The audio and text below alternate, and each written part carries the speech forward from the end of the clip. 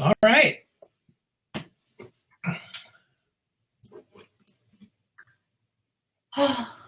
Cool, got it recording.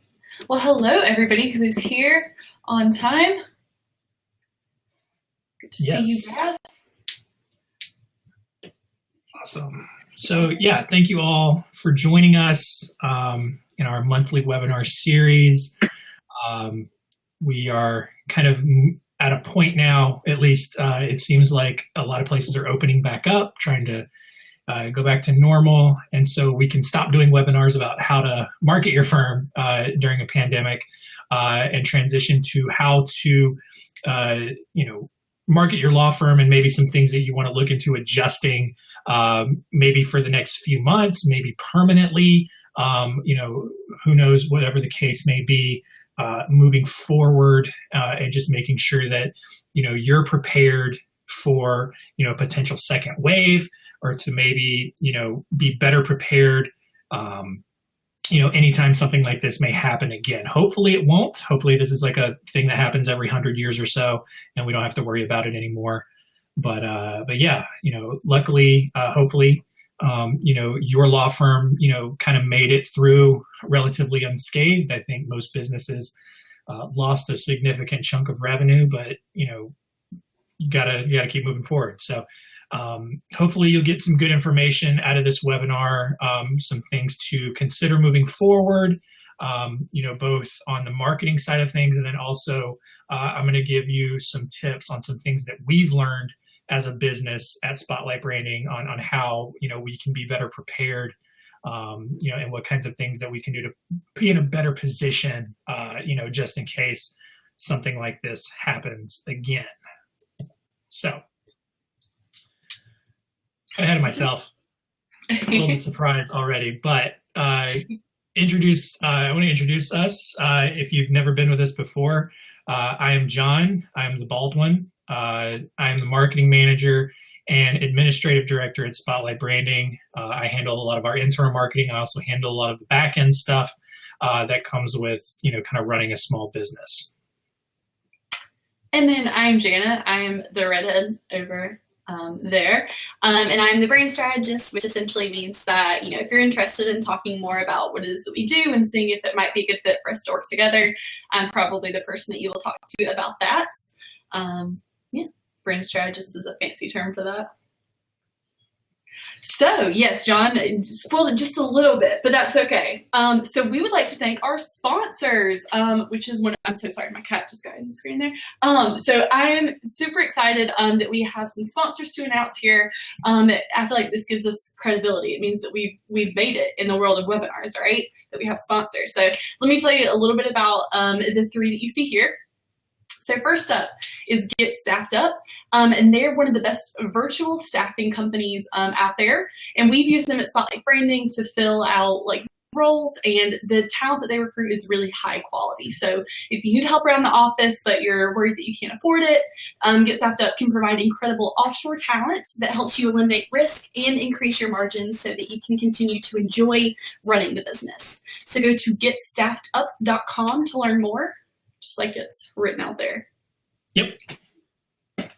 Next up, we have How to Manage a Small Law Firm, which is a 5-time Inc. 5000 company, and they are the leading provider of small law firm management consulting, and they've helped thousands of small law firms and owners grow their revenue by 50% or more in just 12 months. So right now, you can get access to more than 30 free law firm growth resources in one place to help you thrive through 2020. John, do you have the link that we can put in the chat? I think you have it. If not, we'll put it in the chat here, and then also it will be in the recap email that will go out. Additionally, I just got word about 10 minutes ago that How to Manage a Small Law Firm is actually going to be doing a week-long webinar series next week that will actually build off of a lot of the things that we're going to be talking about today. That information will be put in the recap email as well. And we'll also send out some separate email blasts about that, but they always put out a lot of really good information.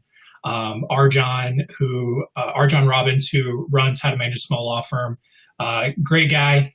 We've known him for several years. He has helped thousands of small law firms, grow and become, multi-million-dollar operations. And so their webinar next week is going to be filled with a lot of information. And like I said, building on, a lot of what we're going to talk about today. So stay on the lookout for some emails from us about how to register for that as well. Perfect. Yes, so be looking, I'll put that link in the chat there. And, the link there for how to manage a small law firm is going to have, it's going to have some audio trainings, roundtable strategy sessions, some podcasts, reports, webinars, all that good stuff. And then we also have Smith.ai. So they are an industry leader in chat and receptionist services. So they'll answer calls and chats, text, Facebook messages 24/7. And their services include call screening, scheduling, intake, and payments. Plus they can also call back leads who have connected with you online or completed your web form. So they have a special going on right now for COVID-19, which doubles their free trial. So that includes 40 calls, 40 chats, free CRM integration, and free 24/7 AI chatbots with white glove setup. So that is a $430 value. So you can book your consultation with them at Smith.ai, and their code is SmithCovid19. Tell them Spotlight Branding sent you, but I will put that code in the chat there so that you do not have to type it in. You can just paste it because copy and paste is just wonderful. So I'll put all those in there right now. So you can grab them in the chat Q&A thing. Awesome. So yeah, before we dive in, again, if you've been with us before, you've seen these links, but we wanted to share them with you again because we're really all about just kind of helping equip you with as much information as possible to help you market and run your law firm. Our first one here is our book, The Ultimate Solo Lawyer's Guide to More Referrals and Better Clients. We are giving away this book for free. Just go to spotlightbranding.com/guide, fill out your information, and we will get you a copy of that. We also have a free downloads page full of all kinds of resources. Our anti-SEO report, which has been extremely popular, an ideal client checklist to help you, kind of build out, the perfect client that you want to attract with your marketing, 10 ways to establish a premium brand for your law firm, all kinds of good stuff in there. Just go to spotlightbranding.com/free resources and just download all of it. Download all of them. They're free, and it'll help you out and give you a lot of good information. The last one is our podcast that I host called the Law Firm Marketing Minute. Episodes come out every week. They're usually really short, just 5-10 minutes of good little marketing nuggets, and tips to get you through the week and help you market your law firm. So with that, let us dive in terms of how you're going to manage your law firm in a post-pandemic world. Probably the biggest thing you're going to be doing is you're going to be cleaning your office a lot more. That's, I think, one of the big requirements. I know that we actually just opened up our office this week, optionally. Jan and I both did not take the option to do that. But our internal process is, we're going to be cleaning, high touch common area surfaces every day now when there's someone in the office. So you're probably going to be doing a lot of that, in your firm. But beyond that, two big things to look at. How is your marketing going to change? And then also, how are your internal processes going to change? So we'll talk more about that later, but, stuff like, remote work versus, in-office work, how you maybe structure your finances, stuff like that. What kinds of things are you going to change about how your firm operates now moving into this, whether it's the next couple of months or, you decide to do this permanently in the event that we have another, sort of shutdown like this. So first thing we're going to tackle is how to market your law firm moving forward. What's going to change, what's going to be different. So Jana, why don't you tell them what they need to know? Can do. Yes, so things are definitely a little bit different. So even with this first one here, seeking out speaking opportunities, it's probably been pretty near impossible for you guys to do any sort of speaking where there is a large group of people congregating in one place that you're able to talk to all at once. The good news is that things like webinars and podcasting, and even videos on social media are a great way to hit a lot of people without being in the same place. But as things get back to what will probably be a new normal, and you're able to have these sorts of in-person seminars and events and conferences, anytime you have the chance to get in front of a crowd and talk about what it is that you do, it's great for a couple of reasons. The first is obviously credibility. People give this clout and credibility to someone who's speaking in front of an audience. And, we're sure that you know what you're talking about already, but, having that authority goes a long way in people knowing that you know what you're talking about. You're the expert at what you do. So as those happen and you're able to get in front of people, if you're an estate planning attorney, getting in nursing homes, which again, may be pretty far out before you're able to do that, or even, talking to churches, but if you're able to have that opportunity, you want to utilize it. You want to get the maximum not mileage, but the maximum that you can out of it. So one good way to make sure that you capitalize on that is to get the contact information from all the attendees. One good way to do that is, giving away something. So if you've written a book or you have something that is a good raffle item, get people to put down their contact information or throw a business card in a bowl, raffle it off, and then you can stay in touch with people, which leads into the next bullet point. Almost like we planned it, which is staying active on email. Staying in touch with people is so crucial. We're forgetful creatures. I don't remember what I had for breakfast, and it was 4 hours ago. Well, a little bit longer than that, but still. So the more that you can stay in touch with people and remind them who you are, what you do, and most importantly, how you can help them, the better. And so email is a really great way to do that. It's a relatively inexpensive one. So make sure that as you get people's contact information, you actually use it and it doesn't just sit on a spreadsheet on your computer for years without you ever touching it. Yeah, and honestly, if your marketing strategy, if you're doing your marketing strategy right, you get those contacts from speaking events or any other way you capture leads. They go straight into your email list and they start, just existing in your marketing funnel and getting your content, which we'll get to here in just a second, in terms of the kind of content that you should be, putting out. And they're just, continually living in your funnel until, they've been given enough information, they feel comfortable enough, and they're ready to move forward with you. Yes. And so along with that, staying in touch is having a social media presence that is consistent. So some of the big platforms are Facebook, Twitter, LinkedIn. You guys probably already know this, but having content that goes out on there consistently is huge. If you made a Facebook page back in 2012 and have posted on it twice since then, it's not doing you a whole lot of good. And especially now as people are on social media so much, between the tasty videos and your old high school classmates that are convincing you to join their pyramid scheme, you want to be a piece of that content that is, reinforcing who you are, what you do, and staying in front of their faces as they're scrolling through. So having stuff out there, pretty frequently and consistently is huge. And then as far as what you're posting, that goes into the last one here.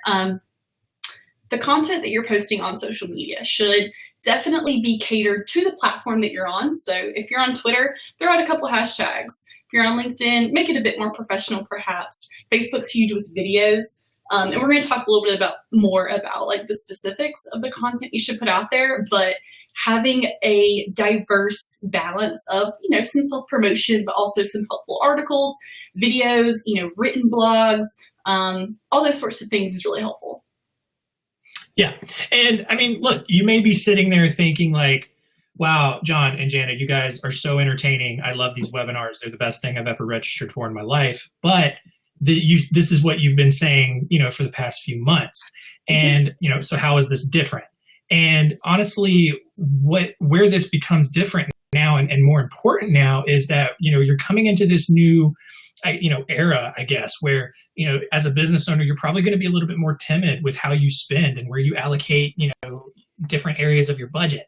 And marketing your firm this way is much more cost effective and provides and brings in better clients than shelling out thousands of dollars a month to Google with mixed results. And honestly, I really do think that, people who focus on building up their referrals, who, seek out these speaking opportunities, have robust email marketing, a good social media presence, and they're cranking out consistent content, they're going to be in a much better position to, be thought of first when someone needs, legal help versus, maybe these other law firms who continue to just put thousands and thousands and thousands of dollars into SEO every month. And, like we've said before, you're essentially trying to fight for one of really just 5 to 7 spots on page 1 of a search. And, when you're in these sort of quote unquote uncertain times that everyone, that's the big keyword now, it's really understandable for you to not want to spend all of that money on Google when it's just not a reliable source of good leads and good clients for you. Whereas, this way we really believe produces quality clients who, aren't going to be trying to price shop you. They're going to inherently trust you from day one, and they're going to be more educated, more informed, so that your, internal sales process is, you spend less time, trying to educate and tell people what's going on, and you spend more time actually getting to work and using that billable time for, working on someone's case. Very well said. So, yeah, so that, that kind of, back to what we were saying, about what kind of content you need to put out, it's all about providing value and just being a good source of educating your audience.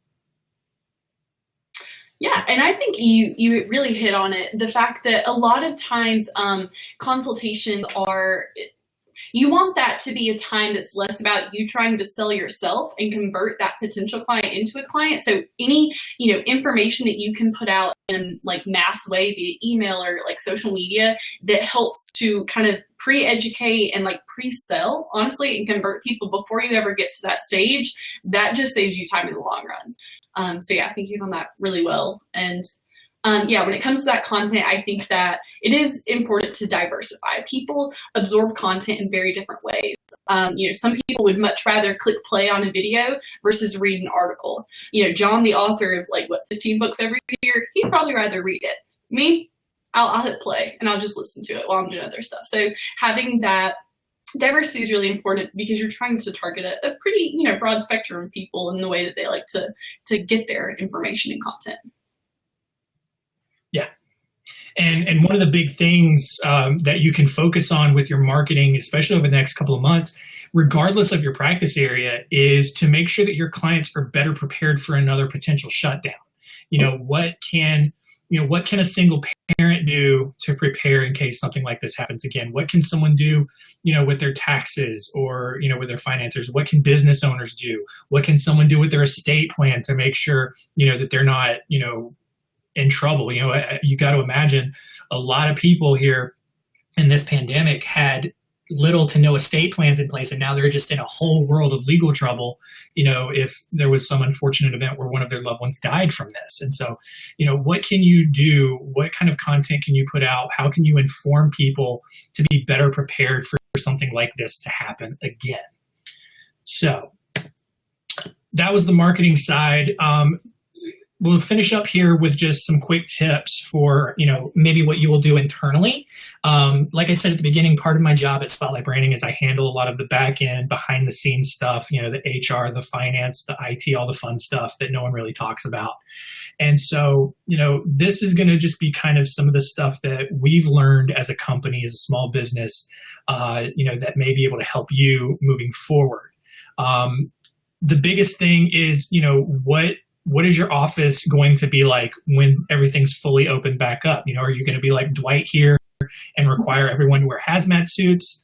You probably won't go that far, but, like I said, we opened our office up this week, and one of our requirements is that everyone needs to be wearing a mask if they're not sitting at their desk.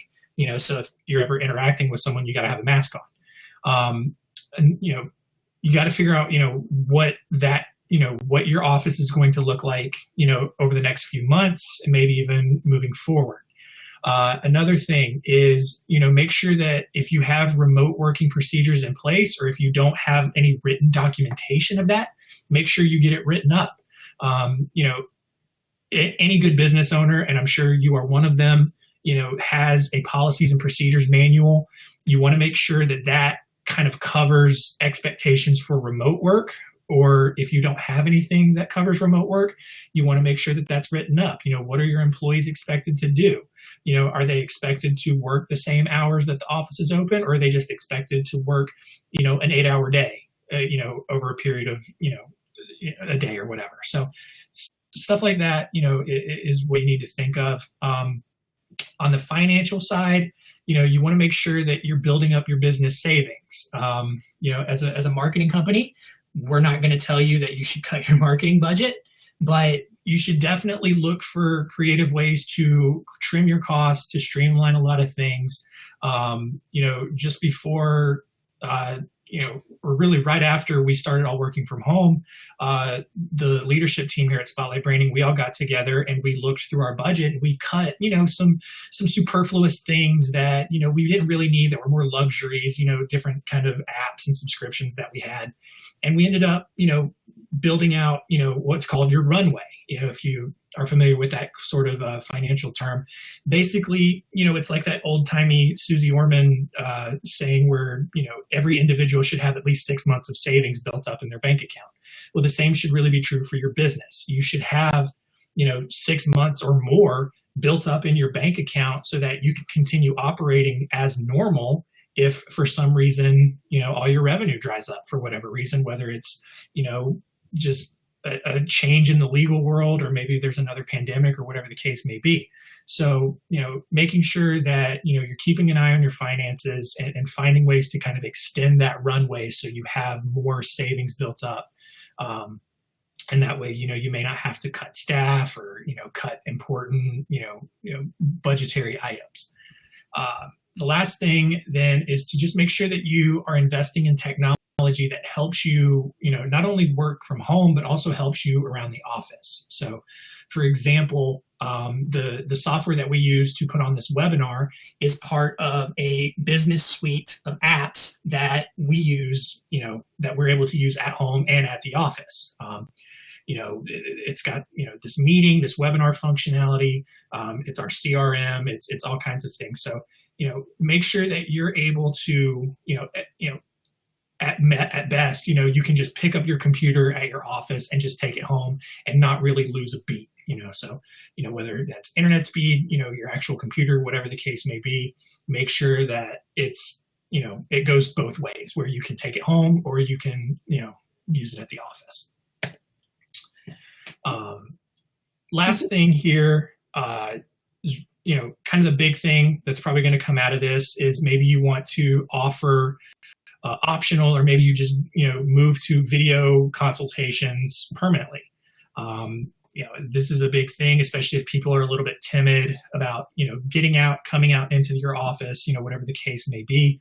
These are just a few simple tips just to make sure that, your video consultations have that same look and feel as if that person was right there in your office. So, the first thing is just to make sure that you have good lighting. I feel like the lighting in this room is pretty good. We actually have a team member who, every time we have a team meeting, the lighting in his room is so bad, it's just this black mass sitting in front of the computer screen. It's really weird. Because you would think just the light from the computer would light his face up, but it doesn't. It's really weird. And it's just this awkward, shadowy person sitting, in one of these Brady Bunch boxes here, while the rest of us are able to see and talk to each other. Yeah, he's literally like the middle one there. But yes, having good lighting is crucial, and you can do. I got a ring light. They're on Amazon for like $18, and I don't actually have it right now at the office. I should have brought it home with me, but they're super, cheap, easy to attach to your computer. Tons of different settings so that you can make your lighting look really good. They're also really good for Instagram selfies. So, it's a win-win. I would highly encourage one of those, or at least, turning lights on, and don't just be a shadow person. You're talking to people. Yeah. So the next one here is just make sure that your background is appropriate. This is both visual and, audio. Obviously you probably don't want to take video consults from your bed or your bathroom. Like, that's probably weird. But, for example, like this background I have, if you can see it, on the live stream, I just have a couple of guitars in the background. As a marketing person working from home, that's probably what you would come to expect. An attorney, probably in your home office is fine. You could probably even get away with doing it in your kitchen or your living room, because as an attorney, you probably have a pretty nice house. It's probably at least really clean, well decorated, because you have good taste.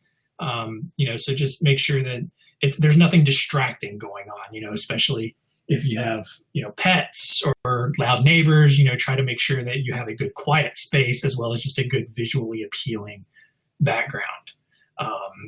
And that kind of goes into, the next point here of just make sure that, what you're wearing is at least reflective of what you would probably be wearing at your firm. I don't think anyone really goes into a video consultation expecting you to be all dressed up in a suit like you're going to court. But, obviously, like I said, you're not going to do a video consult when you just woke up 5 minutes ago and you're still laying in bed. You really just want to, look presentable, and just nothing that will distract from, the conversation that takes place. And then the last part, again, is, what technology you're using, whether it's Zoom, Skype, whatever the case may be. You probably want to do it in front of a computer versus, like holding your phone up and trying to, do that. That's probably really distracting. You should just keep those things in mind, and just make sure that you're kind of recreating that in-office experience as much as possible. Yeah, make sure that your spouse isn't about to go mow the yard before you start a consultation, or just wear pants. We've all seen the videos of people that just decide they're not going to wear pants because they don't think their lower half will be on camera. It will be, and it'll be embarrassing for everybody. So, wear pants. And yeah, if you're, using like headphones or something, make sure that that's working, so you're not spending half the call saying, can you hear me? Like, oh, no, I can't. Yeah. And I say that because I've had headphone issues. So I speak from experience. Yeah. So, obviously, we're not, experts in running a law firm. We can give you advice on what we do as a small business, but we are experts in the marketing of a law firm. And so, Jana, that's all you. You tell them what we're doing. Here's what we're doing. So we are, aside from the referrals and better clients, and the higher ROI that we preach, and if you've been on any webinar of ours, you probably are pretty familiar with the results there. We are also doing the free month of marketing, which we've mentioned a few times. We implemented it back in May, and we are here in the home stretch of it. Anyone who signs up in May gets a whole free month of marketing. So not just the last couple days, but your first invoice wouldn't be until the end of June. So that is still going on. I'd be happy to chat with you about what the logistics of that look like, as well as, services that we do tangibly. I'll put that link there in the chat as well, so that you guys don't have to type it all in. So I'll stick that in there. But so if you guys want to talk further about how we might be able to help you out with some of, the things that we've talked about on the last few webinars, I would be happy to discuss that with you. So I'll go ahead and put that link in now. Yeah, so that's it. Thank you all for hanging out with us. Thank you to How to Manage a Small Law Firm, Get Staffed Up, and Smith.ai for being great sponsors of the webinar. God, I feel so professional and legit saying that. I feel like I'm hosting like an actual TV show. So if any of you have any questions, feel free to throw them in the chat, in the Q&A section there. We can stick around here for a couple of minutes and answer any quick questions that you guys have. Yeah. Oh yeah, I forgot to mention that at the beginning if people had questions, but Q&A is pretty self-explanatory. I feel like most of you guys went to law school and you're savvy enough to know Q&A means you can stick a question or comment in there if you have it. All right. Yeah, we'll stick around for a bit. I didn't have any pop-ups from Tater Tot.